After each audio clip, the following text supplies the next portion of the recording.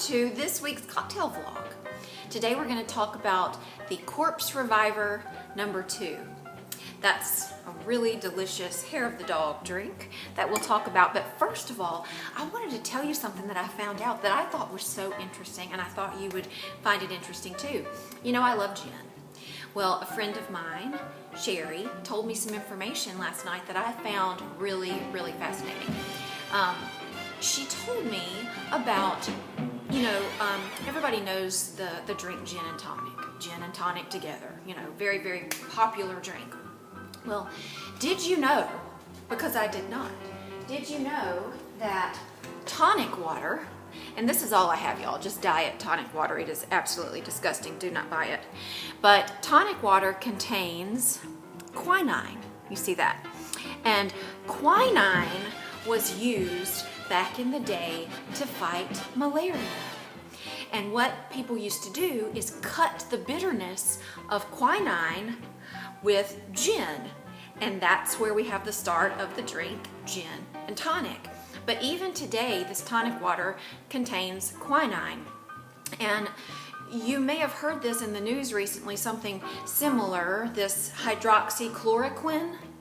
Well, that is related to this quinine. It's an anti-malaria drug. You've heard it in the news because people are saying that perhaps it could prevent or treat COVID-19. So if you would like to do your part in trying to prevent COVID-19 in your own life, perhaps you could drink some tonic water and get some of this quinine. How much that really protects you, I don't know, but it is a fact that it contains quinine, and that's what quinine was used for back in the day. So I thought that was really interesting. Corpse Reviver number 2. Like I said, this is called a hair of the dog drink, and you may or may not know what that means, but a hair of the dog drink is a drink that you might have the morning after you drink maybe a little too much. And of course, that's silly. If that happens, well, first of all, don't drink too much. Don't let that happen, and then you'll be fine. But if it does happen, the best thing to do would be to drink water and not more alcohol. But regardless, it's kind of like a Bloody Mary. This is a hair of the dog drink. That saying comes from the phrase, if you were bitten by a rabid dog, then you use the hair of the dog that bit you to cure you. So I don't know what you do with the hair of the dog. Boil it, I don't know. Drink hair of the dog soup, not sure. But let me tell you what we're gonna need. We are going to need gin. We're actually gonna use this Monkey 47 gin that my friend Sherry gave me. It is delicious. We're gonna use this. We are going to use triple sec. There we go. If this is just cheap orange liqueur, y'all, if you want to go a little fancier, you can drink Cointreau, but this is great. This is good. We are going to use Lillet Blanc, and what that is, it's kind of like vermouth. It's a fortified wine. It's actually what is used in a Vesper martini. A Vesper is 007's martini, shaken not stirred. So that's Lillet Blanc. By the way, you want to keep this in the refrigerator, just like vermouth. Because it's a fortified wine, you want to keep it in the fridge. This lasts a long time. And then you're going to need lemon juice. And the last thing that you're going to need is this absinthe. That's what gives it that number 2, Corpse Reviver number 2, just similar to our Tuxedo number 2. I guess.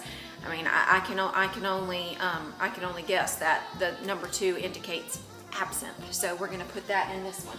As far as the other Corpse Reviver numbers, there are all different kinds. Corpse Reviver 1, 3, 4, whatever.